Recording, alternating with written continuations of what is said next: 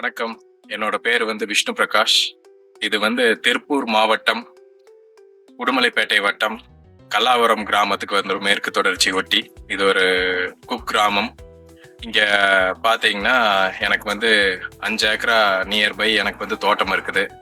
என்னோட சொந்த ஊர் பாத்தீங்கன்னா கருப்டிபாளையம் அப்படிங்கிற கிராமம், பாப்பாக்குளம் பக்கத்தால, உடுமலைப்பேட்டைக்கு பக்கத்தால. அங்கிருந்து இந்த தோட்டத்துக்கு எனக்கு பாத்தீங்கன்னா கிட்டத்தட்ட ஒரு 22 கிலோமீட்டர் வருது. அதனால என்னால டெய்லியும் இங்க பார்த்துட்டு போக முடியாது. ஆளுகளை நம்பியும் விட்டுட்டு இருக்க முடியாது. அதனாலதான் ஆட்டோ கேட்வால் இதுல நிறைய கம்பெனிஸ் சர்ச் பண்ணிட்டு இருந்தேன் கூகுள்ல. அப்போ திடீர்னு பாத்தீங்கன்னா எனக்கு ஸ்கைவால்னுடைய இது எனக்கு பார்த்தேன். அதுல எனக்கு முக்கியமான ஒரு பாயிண்ட் பாத்தீங்கன்னா எனக்கு தெரிஞ்சது பாத்தீங்கன்னா இதுல பால்வால் டைப் ஓப்பனுங்க. அந்த இது எனக்கு ரொம்ப பிடிச்சது. என்னோட கிணறு பாத்தீங்கன்னா கிட்டத்தட்ட வாக்கியா தண்ணி உள்ளுக்குள்ள விழுகும் போதும் கொஞ்சம் சேறு சகதி எல்லாமே கலந்து விழுகும். அதனால எனக்கு அந்த என்னதான் எனக்கு சாண்ட் ஃபில்டர் இருந்தாலுமே டிஸ்க் ஃபில்டருக்கு வரும்போது அடைச்சிக்கும். அந்த பிரச்சனையெல்லாம் பார்த்துட்டு ஓகே நம்ம ஆட்டோ மிஷின் போனாலும் கொஞ்சம் பிரச்சனைகள் வரும் அப்படின்னு போட்டு அப்புறம் நான் சர்ச் பண்ணி பார்த்ததில்ல பால்வால் டைப்ல பட்டர்ஃப்ளை வால்வ் இருந்தது. சரி அதை பார்க்கலாம் அப்படின்னு சர்ச் பண்ணி பார்த்துட்டு இருக்கும்போது இங்க எருசனம்பட்டிங்கிற ஒரு கிராமத்துல இன்டீரியர் மேற்கு தொடர்ச்சி மலையொட்டி ஒருத்தர் போட்டிருந்தாரு. அப்ப அவர்கிட்ட கேட்டப்போ எனக்கு இது நாள் வரைக்கும் எந்த பிரச்சனையும் இல்லை அப்படின்னு சொன்னாரு. கிட்டத்தட்ட ஒரு மாட்டி 2 வருஷம் ஆச்சுன்னு சொன்னாரு. ஓகே நம்மளும் ட்ரை பண்ணி பார்க்கலாம் அப்படின்னு சொல்லிட்டு சரி ஃபர்ஸ்ட் ஒரு ஃபீல்டை போடுவோம் அப்படின்னு சொல்லிட்டு ஃபர்ஸ்ட் இந்த ஃபீல்டு தான் ப்ரிஃபர் பண்ணி மாட்டி இருக்கிறோம். மாட்டி கிட்டத்தட்ட எனக்கு 1 வருஷம் ஆச்சு. என்னோட கிணத்துல பாத்தீங்கன்னா ஒரு பாச மூட்டை ஒன்று ஃபார்ம் ஆகும். தண்ணியை பாத்தீங்கன்னா ஒரு கிரீன் கலர் மாதிரி ஆகி இதாகும். அது என்ன பண்ணுன்னா எப்ப பாரு அந்த சாண்ட் ஃபில்டரை தாண்டி அந்த டிஸ்க் ஃபில்டர்ல ரொம்ப அடைச்சிக்கும்.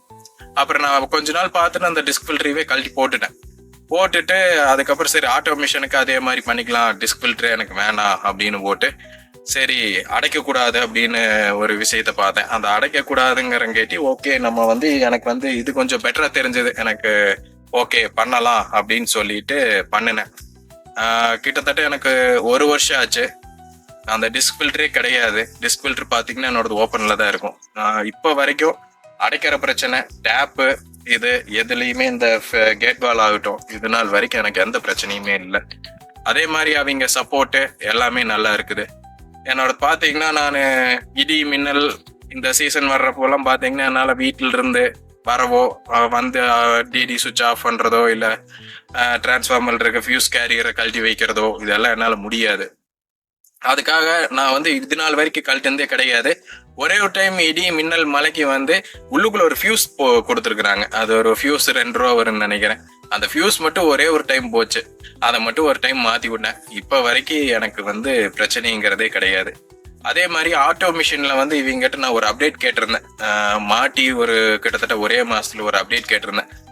ஆட்டோ மிஷின் எதுக்காக ஒரு நாள் விட்டு ஒரு நாள் எனக்கு ஆட்டோவா அதுவா ஆன் ஆகிக்கணும் அதுவா ஆஃப் ஆகிக்கணும் அப்படின்னு செல்போன்லையும் கூட போய் ஆப் மூலியமா எடுத்துடணுங்கிற ஒரு அவசியம் இருக்கக்கூடாது அப்படிங்கறக்கோசரம் ஓகே எனக்கு அந்த மாதிரி பண்ணித்தாங்க அப்படின்னுங்க. நீங்க தாங்க இப்படி கேக்குறீங்க. ஓகே நான் உங்களுக்கு பண்ணி தர்றேன் அப்படின்னு சொல்லிட்டு ஒரே மாசத்துல அதை அப்டேட் பண்ணி தந்தாங்க.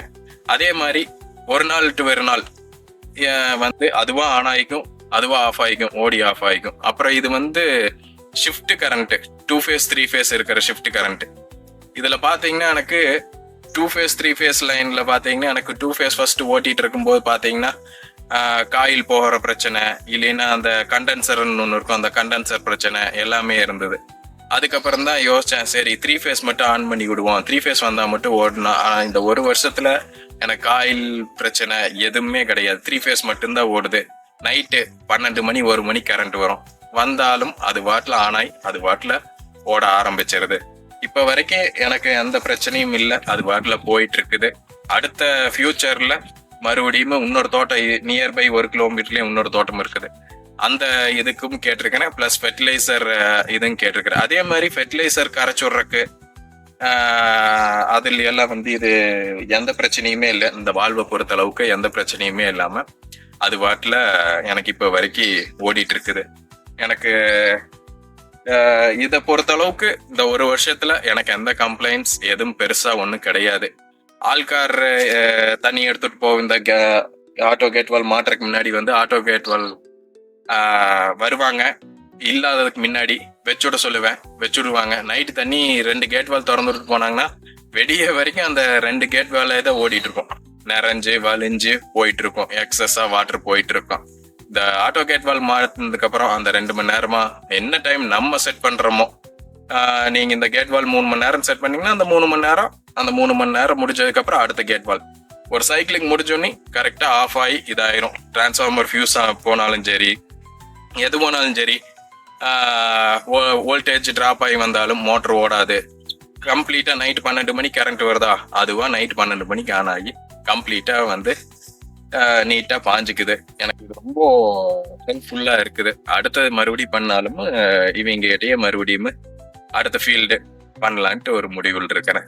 அதனால யாரா இருந்தாலும் சஜஸ்ட் பண்ணலாம், நல்லா தான் இருக்குது.